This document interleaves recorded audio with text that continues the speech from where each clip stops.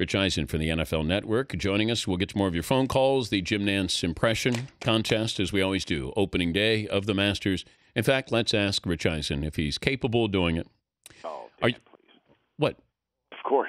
Okay, here we go. 20 seconds. Rich Eisen is on the clock. Jim Nantz impersonation. Begin. Hello, friends. It's time once again for the whispering winds to whip through the pine straw. It's been a while. You were in trouble with the whispering winds. No. Yeah, nobody talks about the whispering winds. Give me a break, Dan. I was covering Dunk City for the last 3 weeks. Oh, you were? It's time. I'm doing Jim Nantz. Okay, my bad. I'm in character. Oh, okay. I'm sorry. Boy. I'm sorry, Jim. Sorry, Jim. Hello, friends. The winds are whispering, and the pine straw is blowing around. It's time again for the tradition unlike any other. Looking down at your Omega timepiece with Yo-Yo Ma, who's one of my friends. The Masters. On America's most watched network. Tune in tonight for a special episode of NCIS. I thought you were going to go Murder, She Wrote. I always like that. The Masters. You'd have Jim with this dramatic call of something sports-related. Coming up later tonight, a special episode of Murder, She Wrote on America's... Well, if you remember, because Murder, She Wrote was on for such a long time, that was Summerall would do that too. But he would pronounce the comma. He would go, tonight on Murder, She Wrote. He would sort of pause for the comma, because there was a comma in Murder, She Wrote. And that was Summerall. Don't we need to have a signature moment? You know, when you're doing the NFL Network, or I'm doing NBC or the Olympics, and I just say, "Hello, something." Yeah. Hello, lovers. Well, yeah. Hello, shorties. Right. Yeah. Yeah. Hello, Newman would be the Seinfeld version of it. Yeah. You don't. But maybe that's where Seinfeld got "Hello, Newman" from Jim Nantz saying "Hello, friends."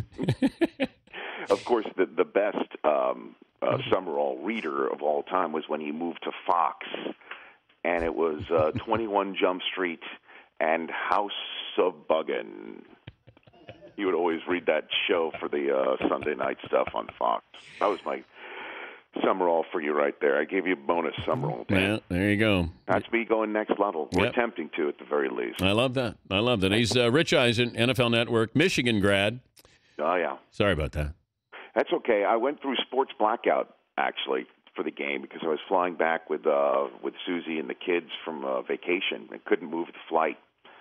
So as you and all your listeners who have done this before, in 2013, there are so many different ways for the sports blackout to get blown. But I didn't leave a stone unturned. I think you'd be proud of me, Dan, because on the flight, as I boarded the flight, I actually used Xander, my 4.5-year-old son, to get into the cockpit to tell the pilot to please not to announce the score when we landed. There's no other way to get in the cockpit without a Hey, Zan, you want to go see up front? And pulled the whole airplane routine, got up there in the cockpit, took pictures, and then I said to the pilot, I'm like, can I ask you a small favor? And he sort of looked at me like, what? Like, what could you possibly ask me? Then he understood. Pilot totally got it. And thankfully, I kept the sports blackout, but that just meant delaying the disappointment. He's Rich Eisen from the NFL Network joining us, Dan Patrick Show. I'm looking at the draft here. They're inviting 23 players to the draft. Mm-hmm. If you're, do you do it because, even if you're borderline? Yes. Would you go to the draft in that first night if you knew you were borderline possibility of making it in the first round? Yeah, I would now because the league is protecting the kids from being on camera. So you come with your family, you come and go to New York City, enjoy the moment.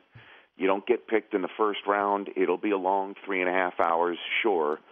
But you get an extra night in New York, you come back, and you still get that moment on stage with the commissioner and your family come out and take a photograph, and you don't get that shot anymore of the kid on the griddle, the famous Thurman Thomas from back in the day, Brady Quinn most recently. Yeah, but Thurman Thomas wasn't in New York. Well, you don't get that shot at all, is what I'm saying. Well, I remember the mothership kept going back to Thurman Thomas, and that was tough to watch. But, so was Aaron Rodgers. I thought Brady Quinn, that one was, and you got your girlfriend there.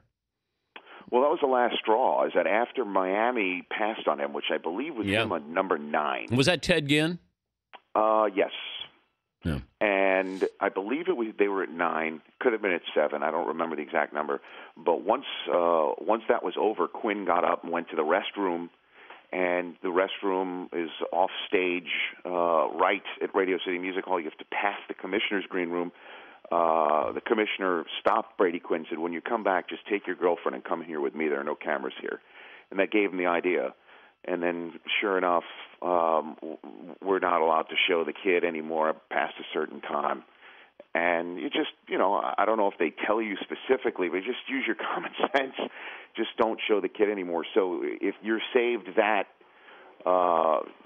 disappointment of being shown nationally, I would do it. I would definitely go to New York. And I'm glad they got 23 kids. It'll be a lot. And it helps the broadcast that somebody's physically there to come out and hold the jersey. Now, do you have to be in sync with ESPN, with their draft coverage, that nobody's going to announce or hint at who's – because you can find out if you want to. But is there a new policy or an edict from the NFL on tipping the picks?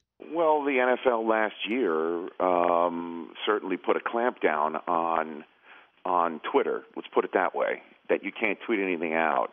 And the only person who didn't get that memo was Paul Allen, the owner of the Seahawks, who spent the first 12 picks of the draft tweeting out what the commissioner was going to say moments before he said it. And I think somebody got to Paul and basically said, if there's anybody who knows how to use a computer, it should be you.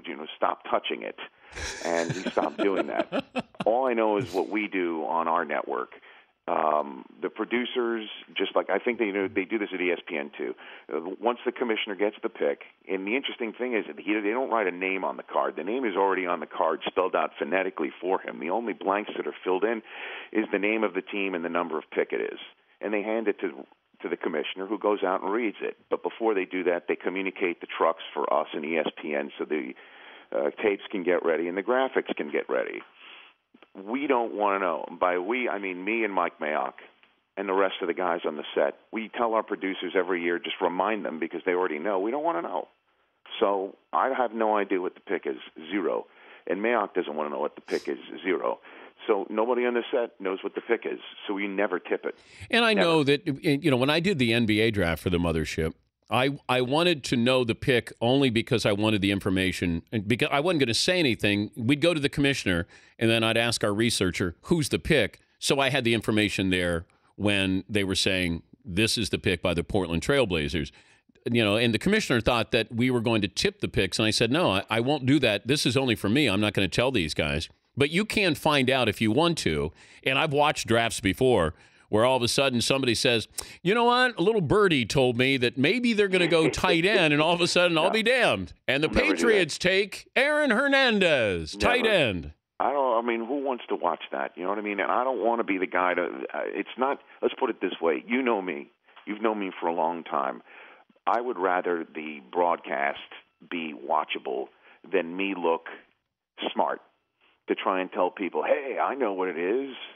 I have zero interest in that. But you know what it comes down to, Rich, is it's honest. Because what happens is that when you script something, rehearse something, it looks and sounds that way. But if you guys say, I think they're going to do this, Mayock says this, or any of your analysts, and all of a sudden they go someplace else, your reaction will be honest, spontaneous, and real. It has to be. There has to be, and that's the way it has to be. And there are so many ways in this day and age to undercut the draft and to get people less interested in it because of how the information gets to the stage and how quickly it takes. If you really think about it, to avoid all this stuff, the draft could last like 2 hours if you have an intranet with a code that is encrypted. Nobody can break it. And all 32 teams sit there and just point and click on the player that they want. And all 7 rounds could take 2 hours if you don't show it. Well, this is a television show. Yes. That's what it is. Otherwise, it doesn't have to take 3 days to do. We have a wheel of punishment bet here between Seton and McLovin, and the loser faces the wheel of punishment if Manti Te'o. McLovin has Manti Te'o not going in the first round. Does this involve more Dartmouth shorts? It could be, Hugh Jackman with the Wolverine beard. Like that's a possibility. Maybe the Tebow. Remember when he got the Friar Tuck haircut? Yeah. Oh boy. A fake tan is also in there. A henna tattoo. I think Te'o's going first round. I just think I really believe it. And I also thought what Gruden did with him. He brought in Derek Brooks, the former Tampa Bay linebacker, when he did his Gruden camp, and he said, "What would you tell him when he goes in that locker room?" And he said, "Have a sense of humor. Be ready because your teammates are going to be making fun of you." And I've said it before. I bring in, a blow-up doll or a mannequin, and I just say, "Here's my girlfriend, just in case you guys want to know, and this is her name." And whatever that girl's name, the fake dead girlfriend, I would just call her that. And then there you go. Now we've broken the ice. Now let's go play football together. Yeah, I honestly think that's all going to take care of itself. I really do. You think with the fans, would you worry more about the fans? Fans would do. I mean, what are you going to do in the NFL? The fans going to hold up a sign, or for which team? Because for the team, the fans that are rooting for the team that he's on, the minute he stops somebody on 3rd and short, it's over. It's over. And that, I think, is totally much ado about nothing. The only issue is if I'm drafting him. The only issue is there anything else? I don't know. That's my only issue because I own that, Ben. Well, the only thing I draft the kid, and if there is nothing else, it's all about what you see on the tape. I just want to know if he's naive. Like if I've got a guy who's going to be my defensive leader, I need him to be mentally sharp. You're going to run my defense there. I can't have you sort of falling asleep at the wheel here, or you're naive, because that would be my big concern. If he was duped like this, I don't want you to be that way when we're playing a football game. Well, I would have to assume, and obviously that word is rife with a lot. I'd have to assume that he's grown up a lot in the last few months. I hope. And that if he was naive before, he can't be anymore. There's no chance that he's gone through this crucible and is not and is the same, has the same level of blind trust. He can't. It's just impossible. If you like what you see on the tape and you think he can play that position in the NFL, I think the rest of it is total noise, and you go and take him, and I think somebody's going to do that at the end of the first round. Good to visit with you.